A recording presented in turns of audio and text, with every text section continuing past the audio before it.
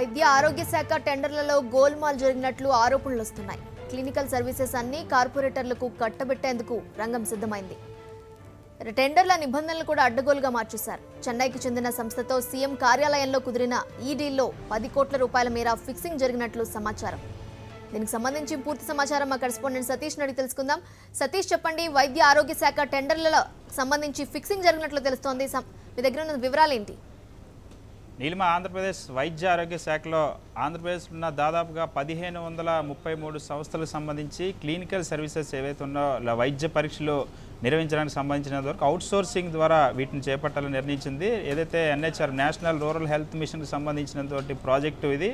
ఇందులో దాదాపుగా ఇప్పటికే టెండర్లు పిలిచినప్పుడు 1156 PHCలు, అలాగే 192 కమ్యూనిటీ హెల్త్ సెంటర్లు, 31 ఏరియా హాస్పిటళ్ళు, 8 డిస్ట్రిక్ట్ హాస్పిటల్లో వైద్య పరీక్షల కోసం ఈ అవుట్సోర్సింగ్ పిలిచారు. అయితే మొదట టెండర్లు పిలిచినప్పుడు ఎవరైతే బిడ్ దాఖలు చేయాల్సినటువంటి సంస్థకు 5 కోట్ల రూపాయల టర్నోవర్ ఉంటే సరిపోతుందని ఒక నిబంధన పెట్టారు.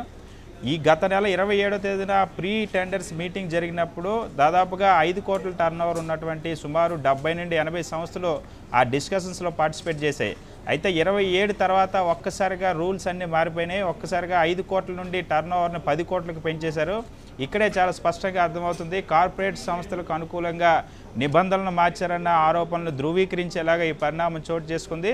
ఇప్పుడు 10 కోట్లకి టర్నోవర్ పెంచేసరికి ఒక్కసారిగా పోటీకు వచ్చే సంస్థల సంఖ్య తగ్గిపోయింది. ఇప్పుడు కేవలం 4 సంస్థలు మాత్రమే ఇప్పుడు టెండర్లు దాఖలు చేసి డాక్టర్ లాల్ స్పాత్, అదేవిధంగా SRL డయాగ్నోస్టిక్స్, మెడల్, అదేవిధంగా విజయ డయాగ్నోస్టిక్స్, ఈ 4 సంస్థలు మాత్రం ఇప్పుడు దాఖలు చేయగలిగాయి.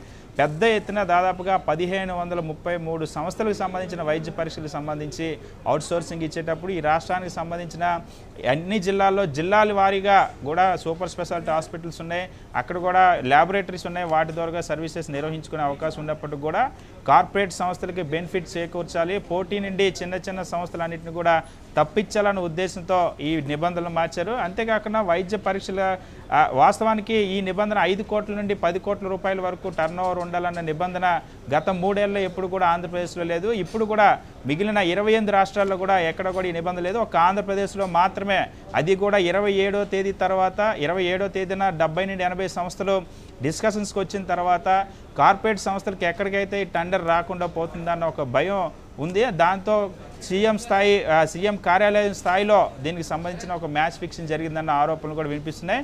దీంతో 1533 సంస్థలకు సంబంధించిన అవుట్సోర్సింగ్ మొత్తాన్ని కూడా ఒక కార్పొరేట్ సంస్థకు సంబంధించిన గుత్తాధిపత్యానికి అప్పగించేందుకు రంగం సిద్ధమైందన్న ఆరోపణలు కూడా వినిపిస్తాయి. మనకి టెండర్ల ప్రక్రియలతో పాటు నిబంధనలు కూడా చాలా లోపాలు ఉన్నాయి. దాదాపుగా కొన్ని టెస్టులకు సంబంధించి వైద్య పరీక్షలకు వాళ్ళు కోడ్ చేసిన విధానం కూడా చూసినట్టయితే ఒక రోజుకి దాదాపుగా 12,000 శాంపిల్స్ ఇస్తామని చెప్తున్నారు. అంటే సుమారుగా నెలకు 18 కోట్ల రూపాయల వరకు కూడా చెల్లించిపోతున్నారు. అలాగే ఏడాదికి దాదాపుగా 90 కోట్లు దాటి ఉంటుంది. మొత్తం 5 సంవత్సరాలు ఆ తర్వాత కానీ మళ్ళీ ఎవ్రీ ఇయర్ రెన్యువల్ చేసుకునే అవకాశం ఉంది. ఇలా దాదాపుగా 5 ఏళ్ళలో సుమారుగా 1000 కోట్ల రూపాయల వరకు ఈ సర్వీసెస్కి చెల్లించిపోతుంది ఆంధ్రప్రదేశ్ రాష్ట్ర ప్రభుత్వం, కేంద్రంతో కలిపి.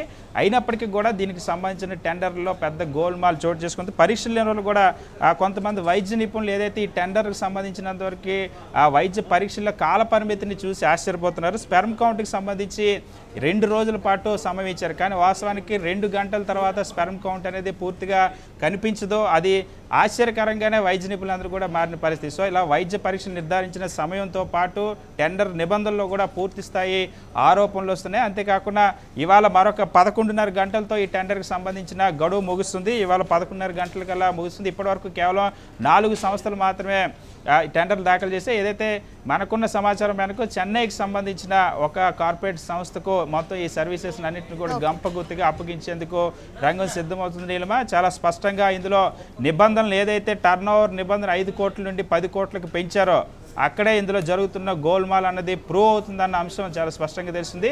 మరి రాష్ట్ర ప్రభుత్వం కానీ ఇప్పటికైనా సరే వైద్య ఆరోగ్య శాఖ మంత్రి కానీ దీనిపైన సమీక్ష నిర్వహించి ఈ టెండర్లను ఏ విధంగా చేస్తారని చూడాలి, ఎలా ఫైనలైజ్ చేస్తారని చూడాలి. రేపు దీనికి సంబంధించిన టెండర్లు ఫైనలైజ్ కాబోతున్నాయి. మళ్ళీ ఆ నిబంధనలు ఎందుకు మార్చారన్న అంశంపైన స్పష్టత ఇస్తుందా లేదా, దీనికి సంబంధించి ఎట్టి విధంగా ముందుకెళ్తుందని వెయిట్ చూడాలి. Okay, thank you Satish.